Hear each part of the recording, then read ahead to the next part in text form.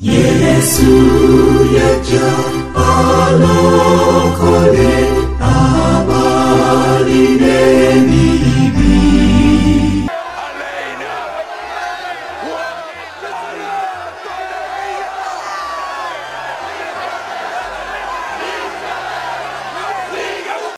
Pontius Pilate yali mufumbo. Mukyala we yali ayitibwa Claudia Procula. Yazaalibwa mu kyasa eky'omukaaga AD mu kifo ekiyitibwa Galilee, Israel.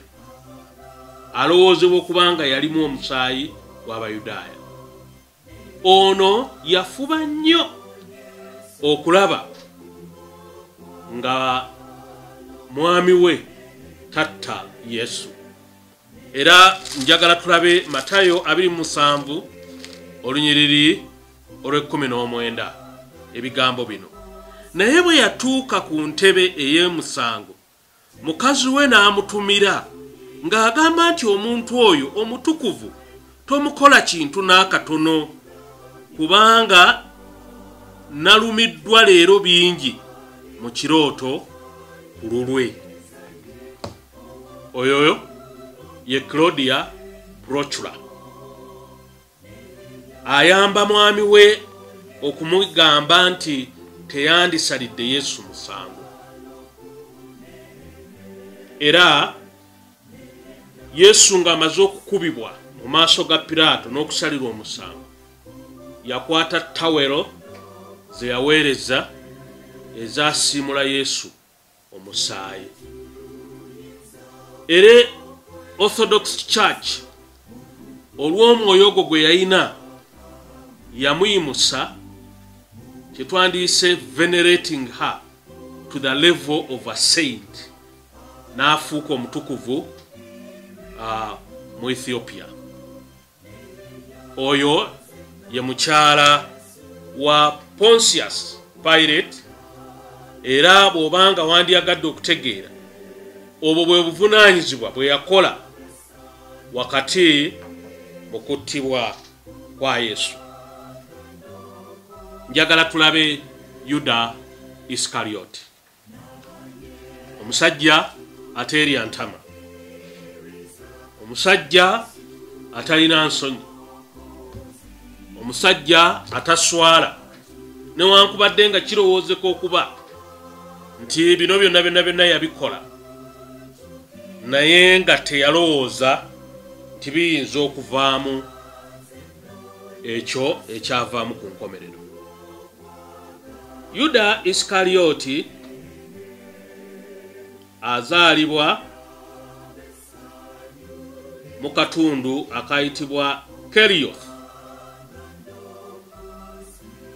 Era Yuda ono taata we yali ayitibwa Simon Iscariot, era ne maama we yali ayitibwa Cyborea Iscariot.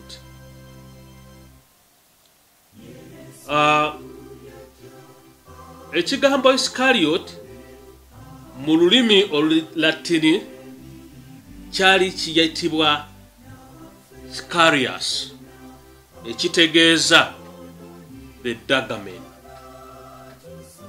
Badaggermen baabeeranga abantu abattanga abantu mu lujjudde, boyinza okuyita abatujju. Baatambulanga n'ebyambe mu bikooti byabwe ebiwanvu,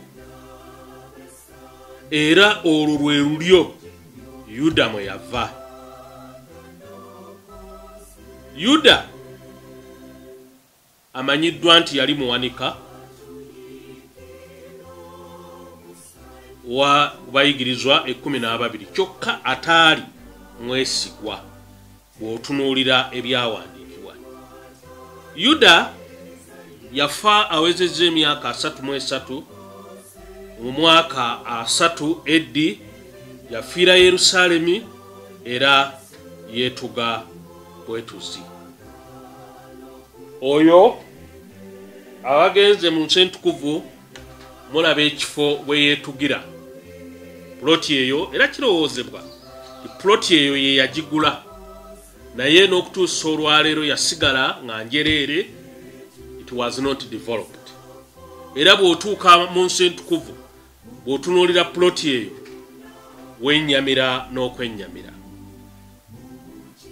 Oyo ye Yuda Iskariyoti. Njagala kubajjukiza nti tuli ku lugendo olutunuulira abasajja n'abakazi abaali mu nteekateeka era abaali wakati mu kuttibwa kwa Yesu. Njagala tulabe Emperor Tiberius Caesar. Emperor Tiberius Caesar yazaalibwa 16 Novemba 42 BC mu Roma, Italy.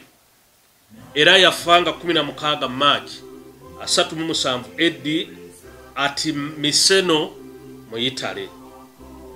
Ye yali emperor wa Roma eya mu kiseera we yafugira ke kiseera Yesu we yattirwa. Yafugira emyaka 22 okuva mu 14 AD okutuuka mu 37 AD. Omusajja ono nga bwe mbategeezezza nti ye yali afuga, yali emperor.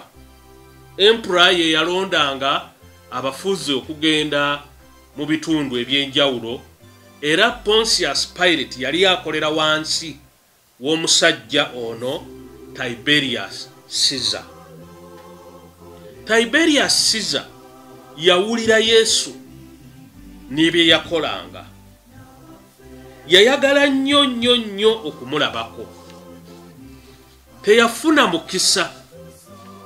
Era Yesu we yafiira Tiberius Caesar nga tamulabye. Ekyamukola obubi ennyo kubanga yalina ebirowoozo bino. Yali ayagala omusajja ono amufuule omu ku bakatonda baabwe. Abaroma baalinanga bakatonda be baasinzanga. Akati bwe baawulira nti Yesu akola ebyamagero, n'ayagala amuleete amulabeko, naye entambula nayo teyali nnyangu nnyo mu biseera ebyo, era amufuule omu ku bakatonda baabwe. Ekitaasoboka. N'olwekyo kirowoozeko okuba nti olw'okubanga Pontius Pilate yayinanga obuyinza obwenkomeredde nga teyeebuuza, ayinza okubanga era kirowoozebwa nti agenda okusalawo okuttibwako, yakozesa obuyinza bwe yali ayina mu kiseera ekyo nga prefect eyali atwala ekitundu ekyo kye yali afuga. Oluvannyuma lw'omusajja ono Tiberius Caesar okufa, yasikirwa mutabani we, amannya ge amabereberye yali ayitibwa Gaius Caesar Gaminicus Julius. Erya Caligula alifuna olw'okutuula ku ntebe y'obwa emperor. Yazaalibwa nga 31 August 12 AD mu kifo ekiyitibwa Anzio mu Italy. Era n'afa nga 24 January 41 AD yafiira Palestine mu kifo ekyali kiyitibwa Palatine Hill mu Roma mu Italy. Era ono ye musajja eyawa ekiragiro ekyokuttibwa kwa Pontius Pilate by execution. Era mu kiseera kye nga yafuga, Herode gwe twalabye eyatemako Yokaana omutwe mu kiseera kye kimu, naye mwe yafiira ng'omusajja ono ali mu kulembeze.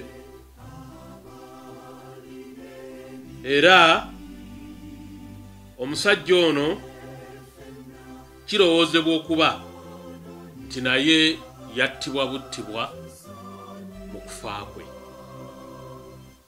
Abo be basajja n'abakazi betulaba abaali ku ntikko era n'ebyafaayo byabwe ebyali significant ennyo mu kufa kwa Yesu. Oluvannyuma Yesu ng'amaze okuttibwa, waaliwo ebyawandiikibwa era mu mwaka gw'1555 okutuuka ku mwaka gw'1064 waliwo scripts ezaali mu lulimi Oluyonaani ezaazuulibwa. Omusajja ayitibwa Richard Peterson oluvannyuma akola okunoonyereza ng'ayagala okukakasa okufa kwa Yesu baani abaakulinamu omukono. Abasajja abo bemmenye waggulu baalina omukono mu kufa kwa Yesu, naye mu kitabo kye yawandiika kyayita Judaism in Early Christianity yakola statement ye. Nja kugyogera mu Lungereza tunaagikyusa. Men of Israel, you killed a man attested to you by God with mighty power and wonders, and you yourselves know this. You crucified and killed him by the hands of the lawless men.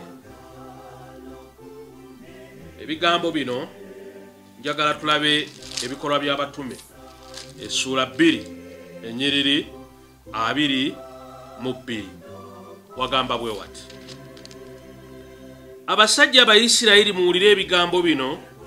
Yesu Omunazaleesi, omuntu eyabalagibwa Katonda mu bigambo eby'amaanyi n'ebyamagero n'obubonero, Katonda bye yamukozesa wakati mu mmwe, nga mmwe bwe mumanyi, oyo bwe yaweebwayo nga Katonda bwe yasooka okuteesa n'okumanya, mwamutwala ne mumukomerera n'emikono gy'abantu ababi ne mumutta. Ebyawandiikibwa bino binyweza okuvumbula kwa Peterson Richardson kwe yazuula mu scripts ezawandiikibwa mu mwaka 1555 okukakasa n'okunyweza nti ddala tewali kubuusabuusa. Omusajja ono yattibwa Abayudaaya. Okusooka, ye Stephen Peterson mu 1961 yeetegereza ng'abasajja bano n'okunyweza banyweza nga bakozesa ebigambo bino ebigamba nti his blood be on us and our children. Okumanya abasajja bano baali bamalirivu nnyo nga bakomerera Yesu. Oyinza okwewunya ebigambo bye bakozesa nga bagamba nti omusaayi gwe gubeere ku mitwe gyaffe n'egy'abaana baffe. Ebigambo bino byonna bw'obiwulira byongera okukulaga n'okunyweza nti ddala Abayudaaya bano baalina omukono mu kuttibwa kwa Yesu. Muwulirize bikolwa by'abatume 4 essula 10. Mutegeere mmwe n'ekibiina kyonna eky'Abayisirayiri nti mu linnya lya Yesu Kristo Omunazaleesi gwe mwakomerera mmwe, Katonda gwe yazuukiza mu bafu, ku bw'oyo ayimiridde nga mulamu mu maaso gammwe, oyo ly'ejjinja eryanyoomebwa mmwe abazimbi, erifuuse ekikulu ery'okunsonga. Nzijayo ebigambo bino okubalaga okunoonyereza kw'abasajja abaatwala omutawaana n'engeri ebyawandiikibwa gye bijongera okutukakasa ensonga eno. Max Weber mu 1917 okutuukira ddala 1919 awandiika ekitabo kye mu Luyonaani ekyasooka ekyakyusibwa mu mwaka 1952 era yakola analysis ku bimu ku bitabo bino ebyawandiikibwa mu Bayibuli. Yakakasa nti olukwe lw'okutta Yesu waalimu abasajja bano era tewaaliwo kubuusabuusa kwonna nti abantu bano be batta Yesu. Kale abooluganda, nga tumaze okukakasa era nga tetulina kubuusabuusa, kubanga njagala mbazzeeyo katono ku sabbiiti entukuvu, sabbiiti ey'ensansa etandika sabbiiti entukuvu. Njagala tutunuulire Abayudaaya bano Yesu ng'atuuse e Yerusaalemu. Njagala otunule n'obwegendereza olabe ng'abasajja bano bawuuba amatabi, abasajja bano nga bali excited, era ebigambo bye bakozesa ku mulundi guno bagamba nti ozaana waggulu mu ggulu. Naye oluvannyuma lw'ennaku ntono nnyo olulimi ne lukyuka, ebigambo bye bakozesa nga bagamba nti komerera. Kiki ekyavaako obuzibu? Abasajja bano bayinza okuba nga baalina kye baali basuubira. Abasajja bano buli omu nga yava mu maka ge ne bawuuba amatabi, kubanga amatabi gennyini ge bakozesa okuwuuba gaalina amakulu, amakusike. Naye lwaki oluvannyuma lw'ennaku ntono olulimi lukyuka? Ekyo nno tulina okukyegendereza nga tutambula. Abantu bayinza okukusitula, abantu bayinza okukuwanika, abantu bayinza okukiyalinga, naye twetaaga okwegendereza abantu bwe tutambuliramu. Era Yesu ayambala omubiri mu theology tetuyita incarnation okutulaga, era agamba nti mugume kubanga nze mpangudde ensi. Abooluganda, abasajja abo nga bwe mubalabye ne excitement eyo be basajja abasitula Yesu. Pontius Pilate yalabikamu omwoyo gwali gutayagala kutta Yesu. Naye abasajja bano bw'owulira ebigambo n'olutalo omusajja ono lwe yalina, njagala tululabe.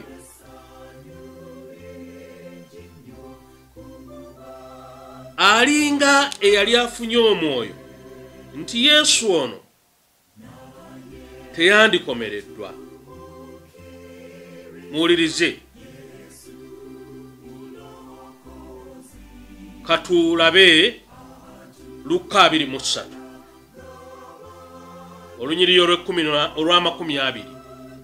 Piraato n'ayogera nabo nate ng'ayagala okutta Yesu, naye bo ne boogerera waggulu nga bagamba nti mukomerere, mukomerere. Simanyi mulabe ekikolwa ekyo ekigamba nti mukomerere. N'abagamba omulundi ogwokusatu nti lwaki ono akoze kibi ki? Yesu yaja alokole abali n'ebibi.